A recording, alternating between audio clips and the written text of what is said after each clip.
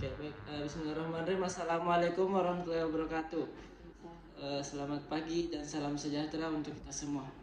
Baik, pada hari ini saya akan menjelaskan sebuah tugas dari teknik kompilasi. Tapi sebelumnya saya akan perkenalkan dirinya saya dulu. Perkenalkan, nama saya Audielul Arsi, berasal dari jurusan teknik dengan prodi informatika, dari kelas reguler B1 atau non-reg dengan NIM 2102401406. Oke, jadi tugas pada hari ini yaitu first and follow sheet yang akan saya jelaskan. Oke, baik. Untuk pendahuluannya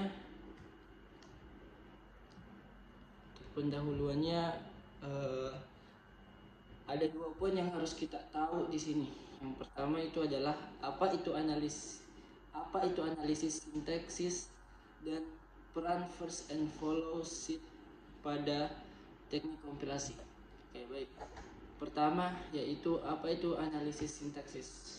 Ada 2 poin di sini, yaitu bagian dan front end compiler. Yang kedua, memverifikasi struktur kode sumber sesuai dengan aturan tata bahasa.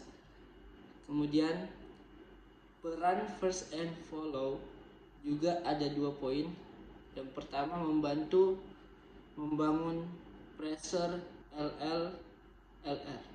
Yang kedua, digunakan untuk menangani ambiguitas dan memprediksi langkah pressing.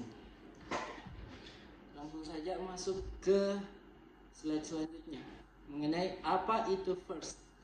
Oke, di sini first didefinisikan sebagai himpunan terminal yang melalui steering yang dapat diturunkan dari X. Ya. Kemudian jika X menurunkan steering kosong termasuk dalam first X. Kemudian mengapa penting?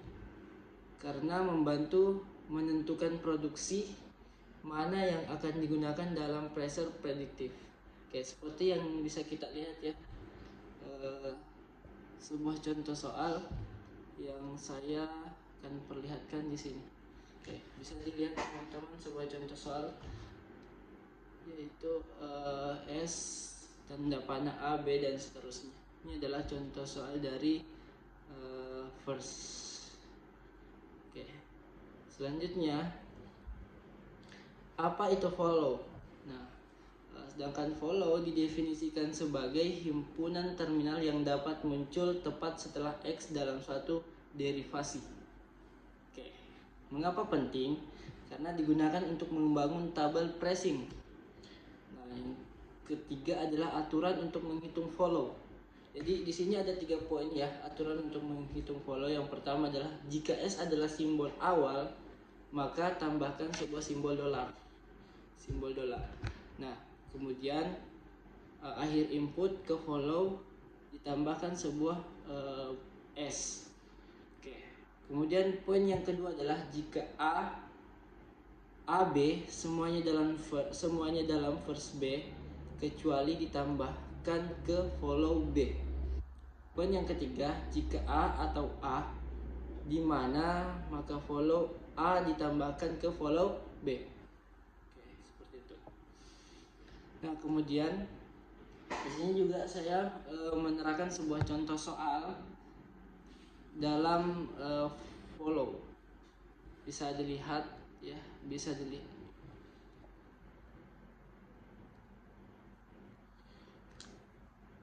dilihat sebuah contoh soal di sini. Ada S, tanda panah A, kemudian perhitungannya seperti ini. Oke, dan hasilnya bisa dilihat seperti ini. Ini hasilnya. Oke. Nah, next. Nah, kemudian aplikasi first and follow. Ada 3 poin. Yang pertama, pressing predictive digunakan untuk membangun tabel pressing LL1. Kemudian poin yang kedua adalah deteksi kesalahan, membantu mengidentifikasi token yang tidak diharapkan. Kemudian poin yang ketiga adalah resolusi ambiguitas, memastikan phrasing yang tidak ambigu dalam tata bahasa. Nah, lanjut. Langkah-langkah menghitung first and follow.